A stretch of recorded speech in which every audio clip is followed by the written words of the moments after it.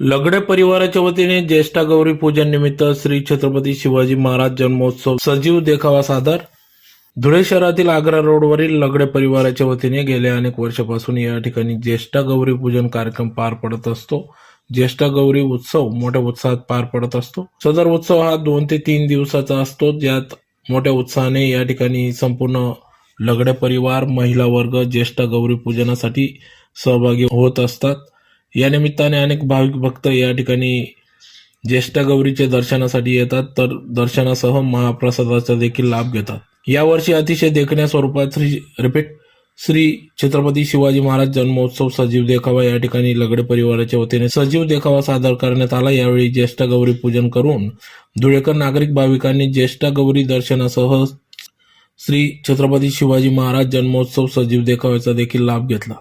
तर आज ज्येष्ठ गौरी उत्सवाचे व श्री छत्रपती शिवाजी महाराज जन्मोत्सव सजीव देखाव्यासाठी राकेश लगडे, संतोष लगडे, राजेंद्र लगडे, संपूर्ण लगडे परिवार यांनी या ज्येष्ठ गौरी पूजन उत्सवासाठी अथक परिश्रम घेतला. संकल्पना राकेश लगडे, मी सावळ करते. मी यांची ननंदबाई आहे. ॲक्च्युली ह्या जावा आहेत 4 जणी आणि त्यांची ही सून आहे. तर आमचं हे जवळजवळ आता 53वं वर्ष चालू आहे. गौरी आमच्या इथं बसत आहेत आणि दरवर्षी आम्ही सगळे मिळून, म्हणजे हे एकत्रित कुटुंब आहे, 50 वर्ष म्हटलं तरी चालेल, एकत्रित चालू आहे. आणि यांच्या लग्नाला 32 वर्ष झाली. तेव्हापासून आम्ही जी सुरुवात केली आहे वेगवेगळ्या थीमनुसार, त्या थीमच्या आता ह्या टप्प्यावर आलो. तर यावर्षी आम्ही शिवरायांचा जन्मोत्सव घेतला. कारण का तर आत्ताच आपल्याला जो किल्ल्यांना जो जागतिक वारसा मिळाला आहे, त्या उद्देशाने आम्ही विचार केला की सर्वांपर्यंत हे पोहोचवलं पाहिजे.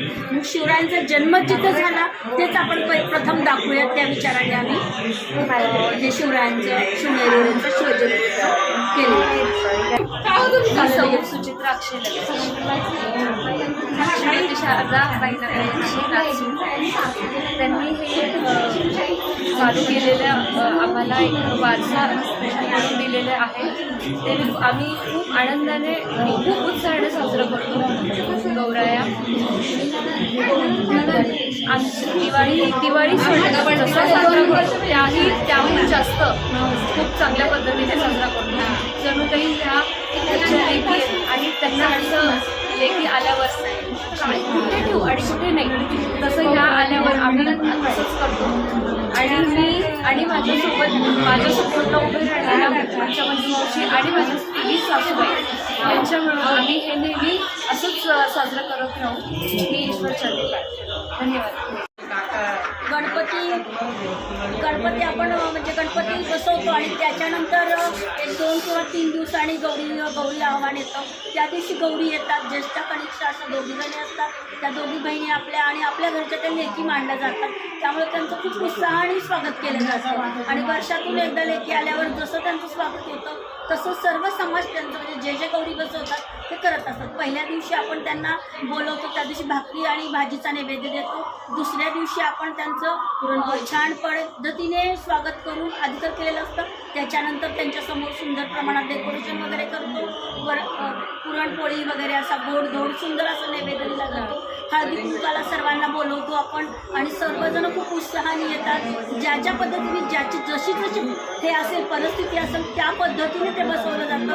पण खूप छान पद्धतीने, पण खूप आनंद मनोहर आहे आणि उत्साहात छान पद्धतीने हा आपल्या हिंदू समाजामध्ये हा गौरी तिसऱ्या दिवशी गौरीचं विसर्जन केलं जातं. त्या दिवशी दही भात किंवा गोड साखर भात असा देऊन पूर्ण महाराष्ट्रात हा सण साजरा केला जातो आणि खूप आनंदाने आणि खूप उत्साहाने हा सण साजरा केला.